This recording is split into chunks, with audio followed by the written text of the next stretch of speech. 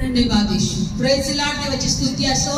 आपल्याकडे ताई आणि एक फॅमिली जामखेड वरून आलेले आहेत. तर आज आपण बघणार आहोत खरोखर या ठिकाणी देवाची उपस्थिती आहे. अनेक साक्ष घडत आहेत आणि विश्वास ठेवा की अनेक साक्षांच्या द्वारे देवाचं गौरव होत आहे. आणि आज आपण या ताईची साक्ष ऐकणार आहोत. ही जामखेड वरून आलेली आहे. इकडे जवळ. तुला काय त्रास होत होता?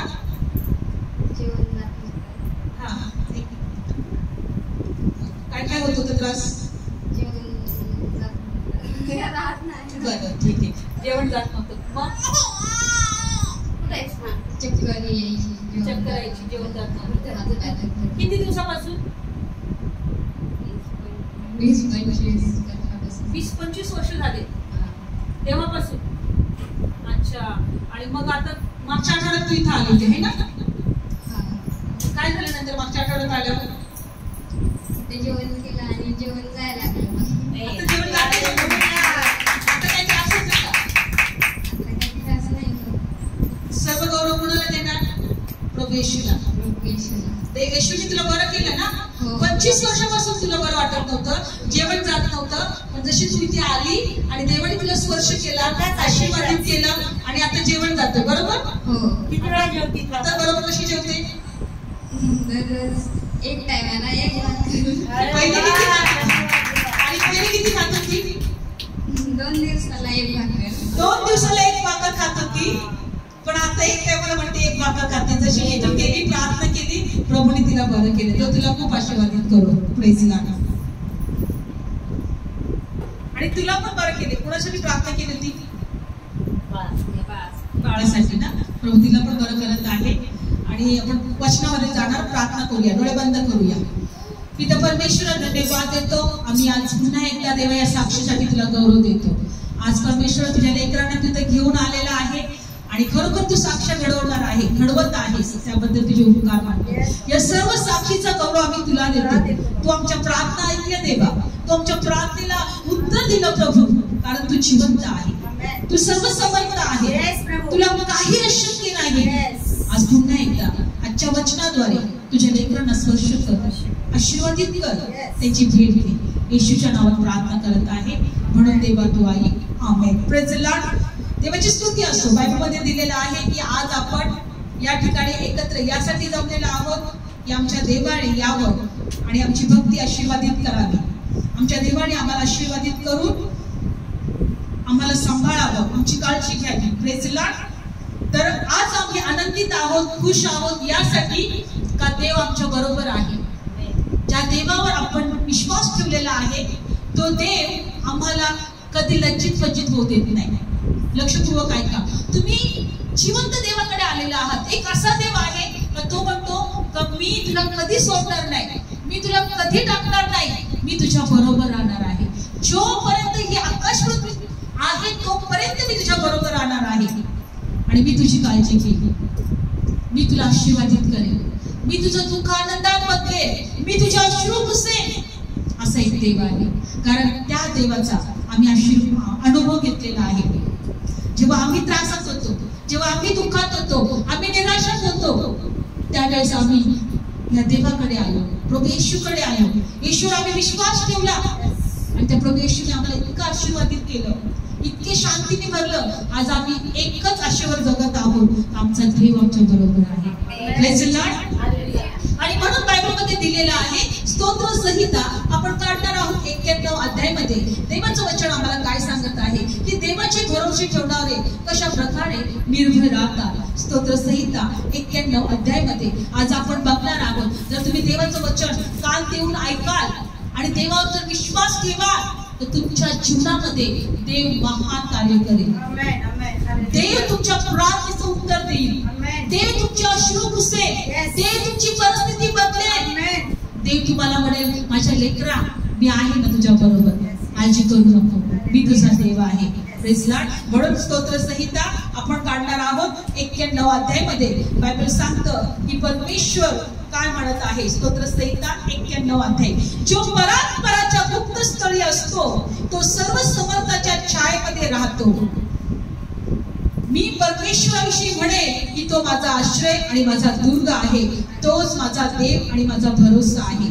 बायबलमध्ये दिलेला आहे की परमेश्वर परस्पराच्या गुप्तस्थळी, परमेश्वर गुप्तस्थळी राहणारा देव आहे. आमच्या डोळ्याने आम्ही त्याला पाहू शकत नाही, पण आमच्या विश्वासाने आमच्या जीवनामध्ये आम्ही देवाचा अनुभव घेऊ शकतो.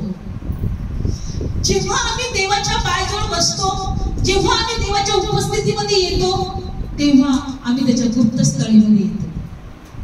बायबल सांगतं की जो परस्पराच्या गुप्तस्थळी बसतो तो सर्व समर्थाच्या छायेमध्ये राहतो. जर देवाच्या आम्ही छायेमध्ये आहोत तर विचार करा, आम्ही किती आशीर्वादित होऊ, किती आनंदी राहू, किती सुखी होऊ. कारण बायबलमध्ये दिलेलं आहे का जे लोक देवाच्या आश्रयामध्ये येतात ते सुखी होतात. आज जगामध्ये आम्हाला आशा नाही, आज जगामध्ये आम्हाला असं वाटत आहे की किती त्रास आहे, किती टेन्शन आहे, किती दुःख आहे, आम्ही कुणाकडे पाहू, आम्ही कुठे जाऊ. पण देव म्हणतो की माझ्या लेकरांनो, तुम्ही जर माझ्या जवळ याल, परतला जर तुम्ही आपला आश्रय कराल, तो तुम्हाला त्याच्या छायेमध्ये घेईल. Praise Lord. त्याच्या पंखाखाली घेईल. कुठे घेईल तो?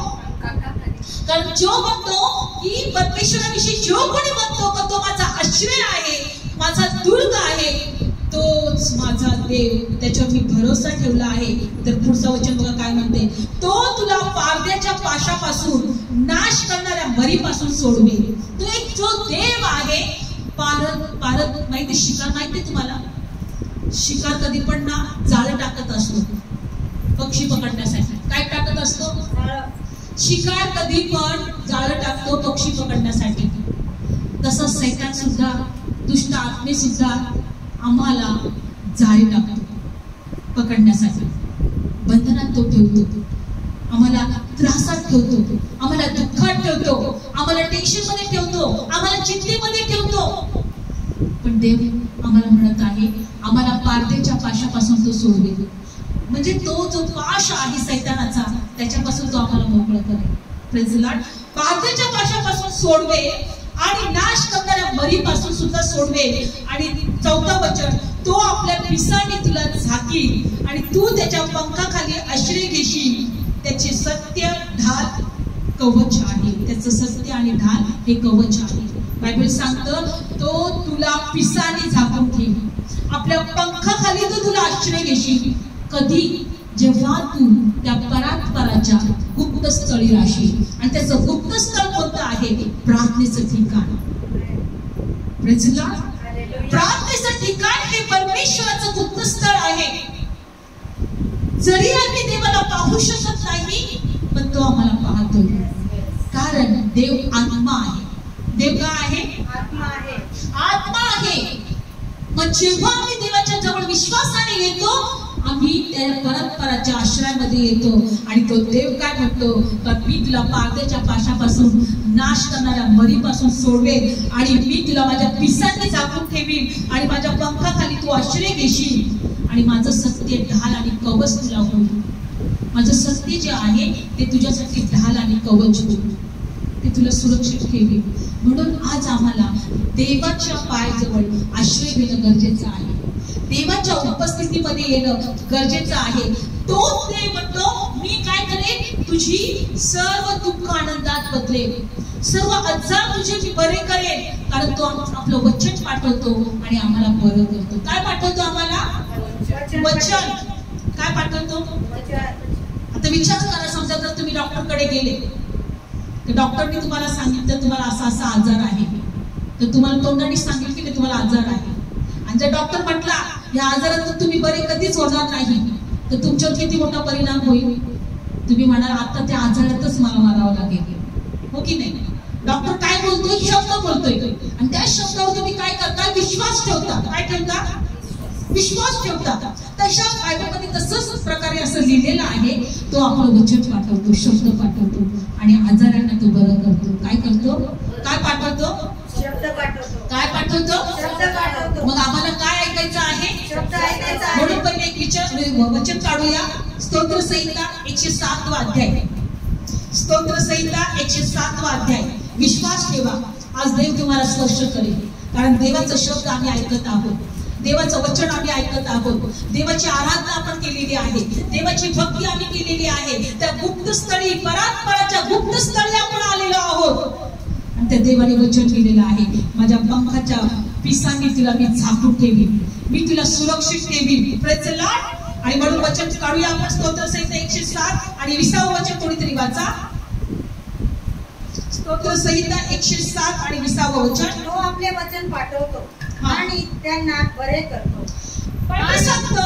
तो आपले वचन पाठवतो आणि त्यांना बरे करतो. म्हणा त्यांना बरे करतो. त्यांना बरे करतो. तो वचन पाठवतो आणि त्यांना बरे करतो. Praise the Lord. लक्षपूर्वक ऐका. देवाच्या वचनावर कधी पण विश्वास ठेवा. देवाचं वचन कधी पण ऐका.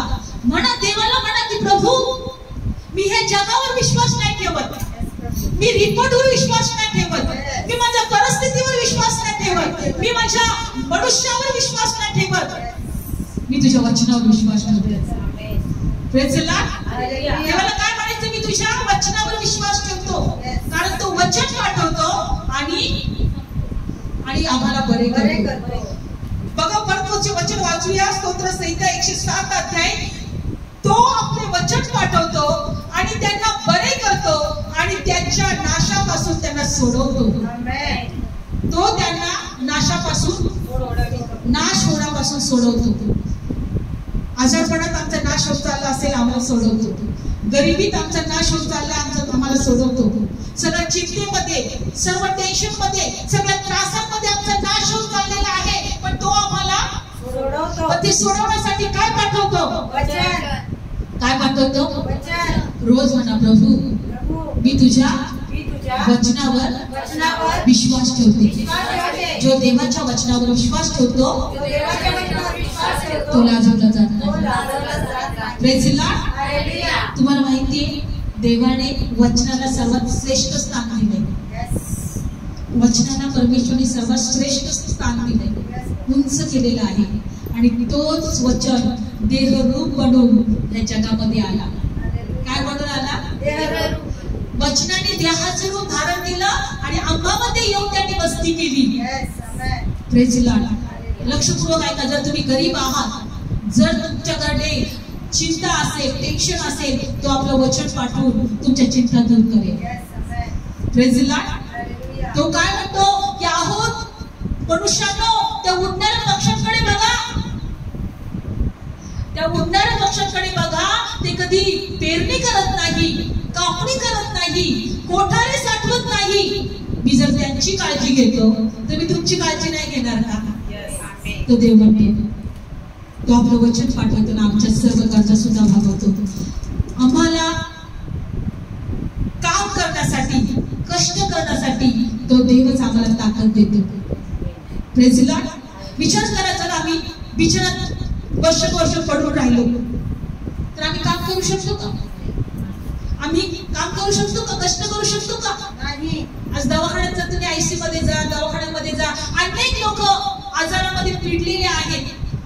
स्वतःच्या हाताने ते पाणी सुद्धा उचलून पिऊ शकत नाही. त्यांना कोणीतरी पाणी त्यांच्या तोंडामध्ये टाकावं लागतं. का? कारण शक्ती देणारा, ताकद देणारा, आरोग्य देणारा देव आहे. त्या देवाला त्यांनी ओळखलेलं नसतं.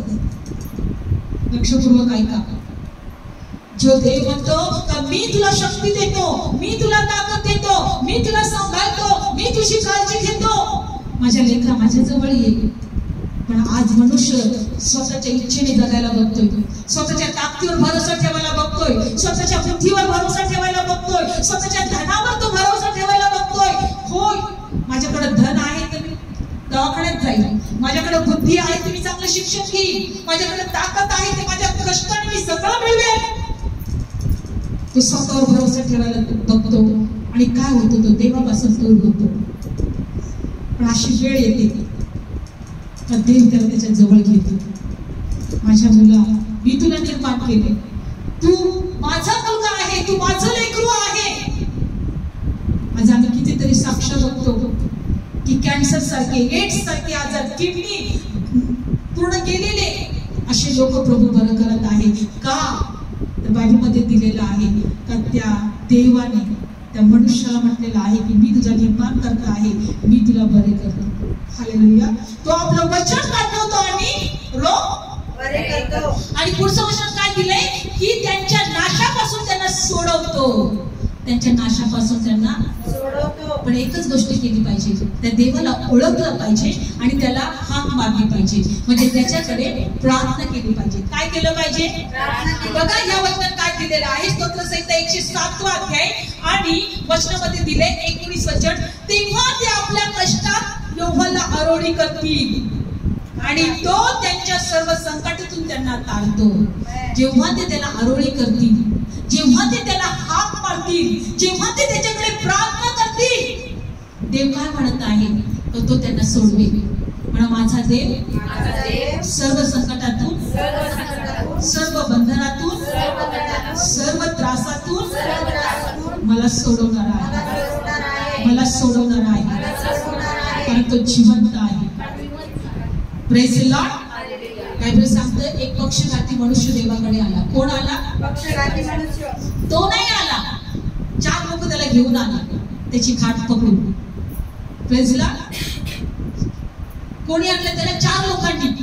आणि बायबल मध्ये दिलेलं आहे की पुढच्या वचनामध्ये जाऊया आपण की त्यावेळेस प्रभूंनी, कारण आपण बघत आहोत की तो आपला शब्द पाठवतो आणि काय करतो, तो बरे करतो. आपण काढू मत्ती शुभवर्तमान 9 अध्यायामध्ये की या वेळेस या वचनामध्ये येशू ख्रिस्ताने कशा प्रकारे त्या पक्षघाती मनुष्याला बरं केलेलं आहे. काढू आपण वचन मत्ती शुभवर्तमान 9 अध्यायामध्ये.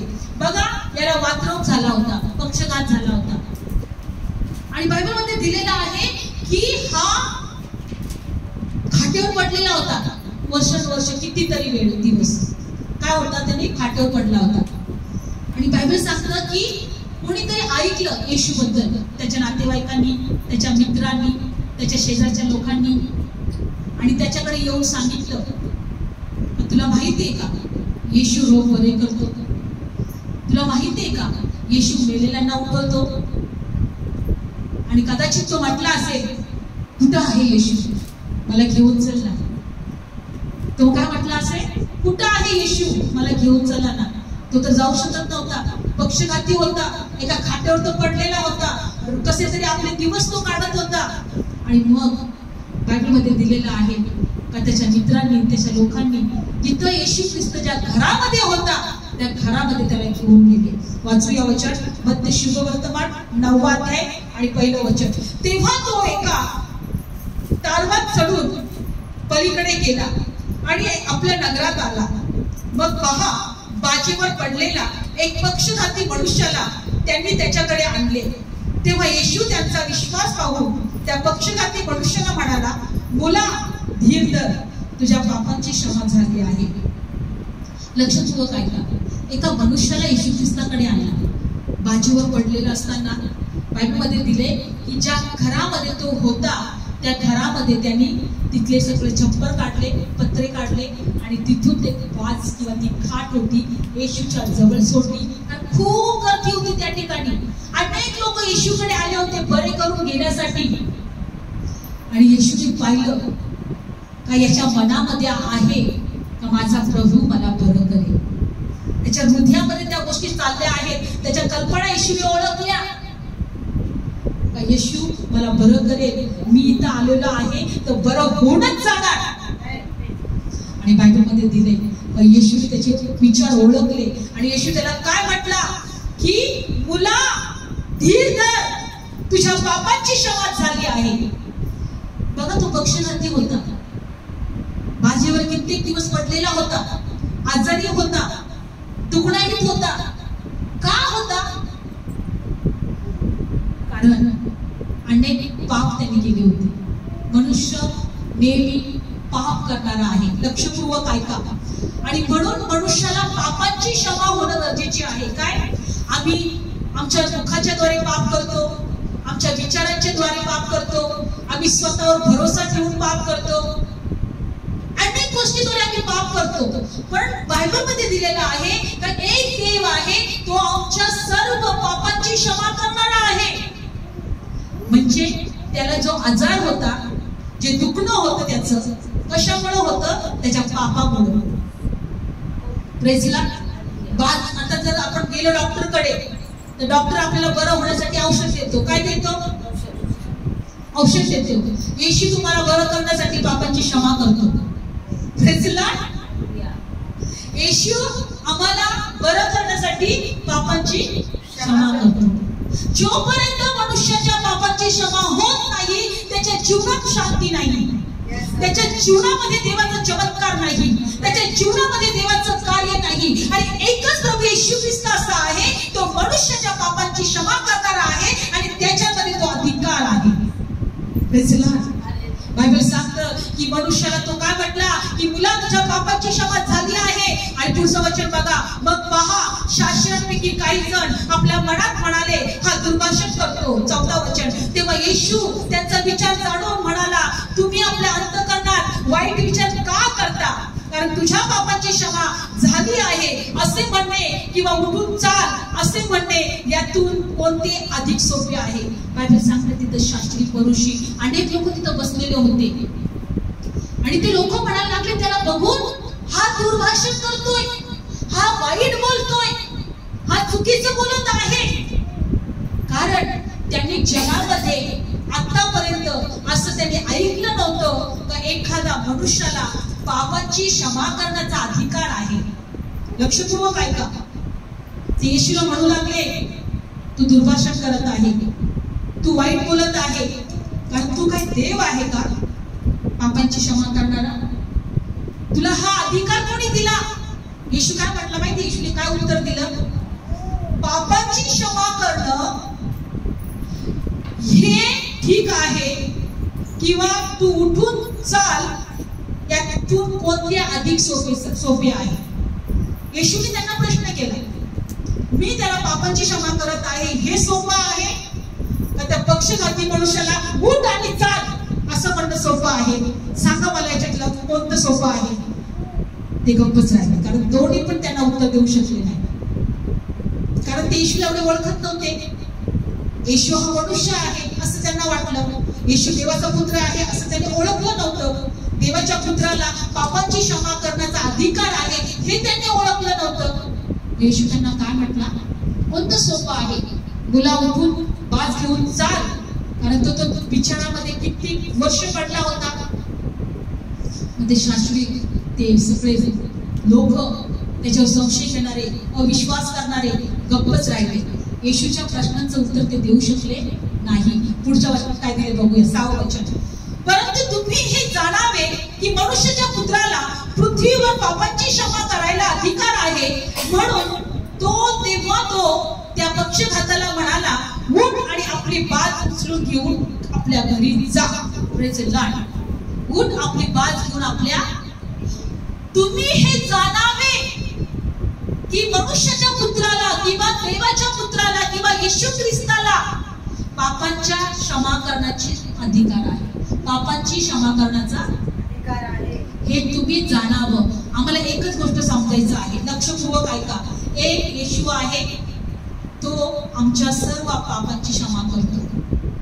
तो आमच्या सर्व पापांची जर क्षमा आम्ही प्राप्त केली तर आम्ही आशीर्वादित होऊ.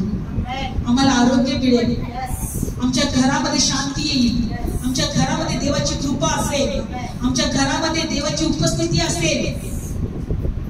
जशी या पक्षघाती मनुष्याला आपल्या पापांची क्षमा झाली तो उठून उभा राहिला. Praise Lord. पण आज माणसाला वाटते मी काय पाप केले?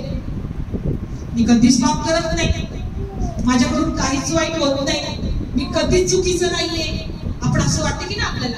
माणसाचा स्वभाव आहे हा, माणसाचा स्वभाव. आम्ही कधीच चुकीचं वागत, शेजारचा व्यक्तीच चुकीचा वागतो, माझे घरचेच लोक चुकीचे आहेत. आम्ही कधीच चूक करत नाही, आमच्याकडून कधीच चुकीच्या गोष्टी होत नाही. हा मनुष्याला एक मोठा गैरसमज स्वतःबद्दल असतो आणि मग तो नम्र होत नाही, तो लीन होत नाही, तो देवाकडे येत नाही, आपल्या पापांची क्षमा मागत नाही आणि त्याच्या जीवनामध्ये तो चमत्कार प्राप्त करत नाही. देवाचा कृपा, देवाचा आशीर्वाद तो मिळवत नाही. मुला तुझ्या पापांची क्षमा झाली आहे. जेव्हा प्रभू येशू ख्रिस्ताने पाहिलं का याला माझी गरज आहे, हा माझ्यावर विश्वास ठेवत आहे, हा हा माझ्यासाठी इथं आलेला आहे, याला विश्वास आहे का मी बरं करेन. तेव्हा प्रभू येशू त्याला म्हटला की तुला तुझ्या पापांची.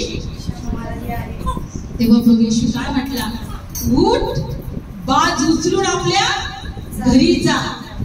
उठ बाज उचलून आपल्या घरी जा. येशू काय म्हटला, उठ बाज उचलून आपल्या घरी जा. घरी जा.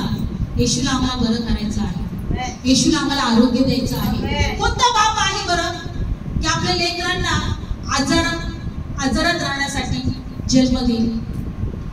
नाही ना. आईला वाटेल का आपल्या लेकरू फक्त आजारातच असावं? ती म्हणेल का मला नेहमी आजारात राहणारा, दुःखी राहणारा, त्रासात राहणारा, टेन्शन मध्ये राहणारा असा लेकरू मला जन्माला यावा? आईला वाटेल का असं? माझं लेकरू चांगलं असावं, आशीर्वादित असावं, त्याला आरोग्य असावं, त्याचं भविष्य आशीर्वादित व्हावं. कोणत्या आई बापाला असंच वाटते की नाही? परमेश्वराची तीच इच्छा आहे, देवाची तीच इच्छा आहे की माझ्या लेकराने आशीर्वादित असावं. म्हणून बायबल सांगतो की जेव्हा आम्ही त्याला हाक मारतो तो आम्हाला उत्तर देतो, आपले वचन पाठवतो आणि आमचे रोग तो काय करतो? बरे करतो. वचन पाठवतो आणि रोग बरे करतो. महत्व कोणाला दिलं पाहिजे? वचनाला. वचनाला. Praise the Lord. हालेलुया. सगळं आशीर्वाद देवाच्या वचनाद्वारे आम्हाला मिळतील. Amen. Praise the Lord. Hallelujah. माफ करा या वचनाचं. बायबल सांगतं की जो वचनाचा माफ करत नाही तो स्वतःवर नाश ओढून घेतो. काय करतो? नाश ओढून घेतो. वचनात दिलेलं आहे. मान करा, रोज म्हणा, देवा मी तुझ्या वचनावर विश्वास ठेवते, तुझं वचन माझ्या जीवनात कार्य करू दे. रोज म्हणा, रोज म्हणा, हे वचन देवाचं आहे. त्यांनी हे वचन पाठवलेलं आहे आमचे रोग बरे करण्यासाठी. त्यांनी हे वचन पाठवलेलं आहे आमच्या जीवनात शांती देण्यासाठी. त्यांनी हे वचन पाठवलेलं आहे आम्हाला आशीर्वाद देण्यासाठी. म्हणून स्तोत्र संहिता 103 मध्ये काय म्हणतो? का मी तुझे सर्व रोग बरे करतो. मी तुझे सर्व रोग बरे करतो. मी तुला नाशापासून सोडवतो. मी तुझ्या मस्तकावर करुणेचा मुकुट घालतो. मी तुझ्या समोर ताट वाढतो. आमेन. स्तोत्र संहिता 103 वाचा, हे वचन आहे देवाचं. स्तोत्र संहिता 34 मध्ये तो म्हटला की तरुण सिंहाला अन्नाची वाट पडेल पण माझ्यावर विश्वास ठेवणाऱ्याला कोणत्या वस्तूची वाट पडणार नाही. इतका विश्वास करा देवावर, इतका विश्वास करा देवावर का त्याचं सिंहासन सोडून त्याला तुमच्याकडे आलंच पाहिजे आणि तुमच्या प्रार्थनेचं उत्तर त्या देवाने दिलंच पाहिजे. विश्वास, वचनावर विश्वास जितका ठेवाल तितकं तुम्ही आशीर्वादित व्हाल. डोळे बंद करूया. धन्यवाद येशू, धन्यवाद येशू. आम्ही तुझं वचन ऐकलं प्रभू. तू वचन पाठवतो आणि रोग बरे करतो. तू पक्षघातील मनुष्याला बरं केलंस आणि आज आम्ही विश्वास ठेवतो का आज तुझ्या लेकरांना पुन्हा एकदा तू स्पर्श करत आहे. जो परात्पराच्या गुप्तस्थळी राहतो तो त्याच्या आश्रयामध्ये राहतो, तो सर्व समर्थेच्या छायेमध्ये राहतो. आणि बायबलमध्ये दिलेलं आहे का तो त्यांना पंखाखाली सावलीमध्ये सुरक्षित ठेवतो. धन्यवाद येशू. तो प्रभू त्यांना पिसाने आपल्या झाकून घेतो, नाश करणाऱ्या मरीपासून सुरक्षित ठेवतो. धन्यवाद येशू, धन्यवाद येशू, धन्यवाद येशू, धन्यवाद येशू. आम्ही तुला उंच करतो, आम्ही तुझ्यावर विश्वास ठेवतो देवा. हालेलुया. धन्यवाद येशू, धन्यवाद येशू. तेरे लिए कुछ असंभव नहीं, काफी है तेरी कृपा, तेरे बिना मिल सकती नहीं मुझको कहीं भी.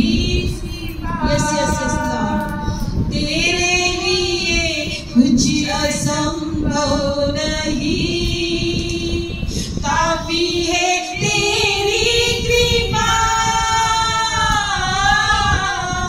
तेरे बिना मिल सकती नहीं मुझको कहीं भी शिफा. तेरा नाम काफी है, तेरा शब्द काफी है, तेरी नजर काफी है, तेरी छाया काफी है, तेरा नाम काफी है.